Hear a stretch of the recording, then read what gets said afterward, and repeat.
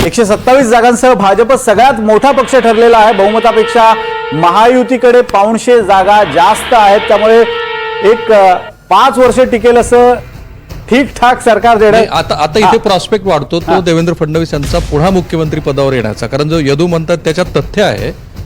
जर मराठा समाजानं सुद्धा, आणि सुरुवातीपासून मी हे म्हणत होतो की बटेंगे तो कटेंगे हा एलिमेंट फक्त धर्म म्हणून नाहीये। बघा, राष्ट्रीय राजकारणामध्ये राहुल गांधींनी सातत्यानं आपल्या भूमिकेमध्ये अलीकडे जो केलेला मोठा बदल आहे ते आता अल्पसंख्याकाची भाषा बोलत नाहीत, ते ओबीसी बद्दलच्या गोष्टी या देशाला सांगण्याचा प्रयत्न करतात। आणि म्हणून नाशिकमध्ये जेव्हा पंतप्रधान आले आणि त्यांनी भाषण केलं तेव्हा संदर्भ बहुतांशी ओबीसी जात घटकांचा होता, आणि तिथं ते सांगत राहिले की सगळ्या जाती एकच आहेत। राष्ट्रीय स्वयंसेवक संघाच्या राजकारणाचा भाग काय आपल्याला माहिती आहे की सगळा हिंदू एकच आहे। देवेंद्र फडणवीसांनी दैनिक लोकसत्ताला जी मुलाखत दिली त्या मुलाखतीमध्ये ते असं म्हणाले की मराठा समाजातला 80% घटक हा हिंदुत्ववादी आहे। म्हणजे इथेही असा प्रयत्न झाला की जर मराठा समाज आपल्यापासून दूर जातो आहे तर त्याला हिंदुत्वाच्या प्लँकवरती आपल्या बरोबर घ्यायचं, आणि त्या प्लँकमध्ये कुठेतरी जर ही आकडेवारी बरोबर असेल अंतिम निकालामध्ये तर भारतीय जनता पार्टी यशस्वी होईल। मी यदू यांच्या मताशी यासाठी सहमत आहे की जर अशा पद्धतीनं सर्व जातीचं पाठिंबा भारतीय जनता पार्टीला मिळाला आहे हे दिसतंय तर मग देवेंद्र फडणवीस यांचा मुख्यमंत्री पदाचा दावा अधिक बळकट होतो। आणि देवेंद्र फडणवीसांनी एनडीटीव्ही मराठीच्या कॉन्क्लेव्हमध्ये सुद्धा एक भाष्य केलं होतं की देवेंद्र फडणवीस असं म्हणाले होते की मला टार्गेट करण्याचा जाणीवपूर्वक प्रयत्न होतोय, मात्र जनता त्याला उत्तर देईल। पुन्हा एकदा ऐकूया देवेंद्र फडणवीस काय म्हटले होते। लेकिन कई बार लोगों से जब बात करता हूं तो सुनता हूं तो महाराष्ट्र के बारे में कोई बात हो तो वो आपको प्रैक्टिकली मुख्यमंत्री मान के चलते हैं। एक ये समस्या है। एक लाइटर मोड पे कह देता हूं कि आपने जब इंट्रोडक्शन किया उस समय कहा कि देवेंद्र जी, लोग आपको मुख्यमंत्री समझते हैं, ये समस्या है। ये समस्या नहीं, ये समाधान है।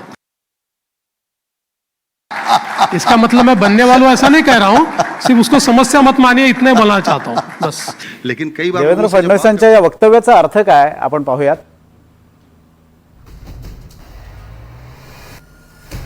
फडणवीसांनी महाराष्ट्रात कमळ फुलवून दाखवलंय, आजचे आकडे तरी तीच कहाणी सांगतायत।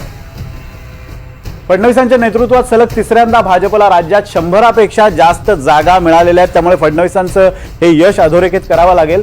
भाजप सलग तिसऱ्यांदा सर्वात मोठा पक्ष ठरलेला आहे।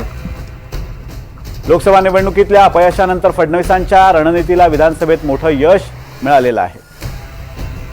लोकसभेत भाजपच्या 9 जागा ते विधानसभा निवडणुकीत भाजप 100 पार, म्हणजे एक मोठा पट भाजपनं 2 महिन्यात एक वेगळ्या पद्धतीनं पट मांडून हे यश मिळवलेलं आहे। लोकसभेनंतर राजीनाम्याची भाषा करणारे फडणवीस सर्व शक्तीनिशी विधानसभेच्या मैदानात उतरले आणि हे यश त्यांनी प्राप्त केले असं म्हणता येईल। एकतर मी राहीन नाहीतर तू राहीन या ठाकरेंच्या आव्हानाला फडणवीस पुरून उरल्याचं सध्याचं चित्र दिसतंय। शरद पवार विरुद्ध फडणवीस राजकारणात फडणवीसांची सरशी या निवडणुकीत झाल्याचं दिसतंय। जरांगे सातत्यानं टार्गेट होत असतानाही फडणवीसांनी यश खेचून आणलं। पक्षांतर्गत विरोधक, युतीमधले विरोधक आणि राजकारणाबाहेरचेही विरोधक यांचा यशस्वीरित्या त्यांनी सामना केलाय, आणि या यशामुळे फडणवीसांचा मार्ग मुख्यमंत्री पदाचा खरं तर प्रशस्त होणार आहे असं मानायला हरकत नाहीये। फडणवीसांचं राज्यात देशाच्या राजकारणातही त्यामुळे वजन वाढणार आहे। तर हा मुद्दा हा असा आहे की अमित शहा ज्यावेळेला प्रचाराची सुरुवात करायला महाराष्ट्रात आले होते तेव्हा त्यांनी हा मुद्दा प्रामुख्यानं मांडला होता की मराठा राजकारण, आणि त्यांनी मराठवाड्याचा विशेष उल्लेख केला होता। खरं तर तो मेळावा होता पक्षाच्या पदाधिकाऱ्यांसाठी फक्त, मात्र त्यात प्रामुख्यानं त्यांनी हा उल्लेख केला होता की हरियाणात आम्ही जे केलं तेच आम्ही महाराष्ट्रात सुद्धा करू, त्यामुळे तुम्ही मराठा वोट बँकेची चिंता करू नका, अशा स्वरूपाचं त्यांचं अगदी नेमके हे शब्द नव्हते पण अशा आशयाचं वक्तव्य होतं। कुठे ना कुठेतरी भाजपने नीट तयारी केली होती। नाही, भाजपाने या निवडणुकीत तर म्हणजे लोकसभेच्या अनुभवातून अनेक धडे घेऊन व्यवस्थित तयारी केली होती। मायक्रो मॅनेजमेंट ज्याचा उल्लेख आपण तेव्हापासून करतोय ते मॅनेजमेंट होतं। आकडे आता त्यांना त्यांच्या अपेक्षेपेक्षा जास्त आलेत। म्हणजे एक हे गृहीत धरा की उद्या म्हणजे आता त्यावर कुठलं कंपल्शन राहिलेलं नाही कोणाचं तरी नेतृत्व पुढे करण्याचं। म्हणजे उद्या शरद पवार एक रणनीतीचा भाग म्हणून जसं अनेक वेळा बिनशर्त पाठिंबा देतात तसा पाठिंबा समजा दिला तरी ते स्वबळावर सरकार करू शकतील, अशा परिस्थितीमध्ये ते आहेत। 2014ची परिस्थिती आज त्यांच्याकडे आहे, त्याच्यापेक्षा चांगली परिस्थिती आज त्यांच्याकडे आहे। त्याच्यामुळे आत्ता त्यांच्यावर कंपल्शन नाही आहे कोणाचं नेतृत्व स्वीकारायचं, फक्त एकच आहे की ती रणनीती म्हणून काय स्वीकारणार.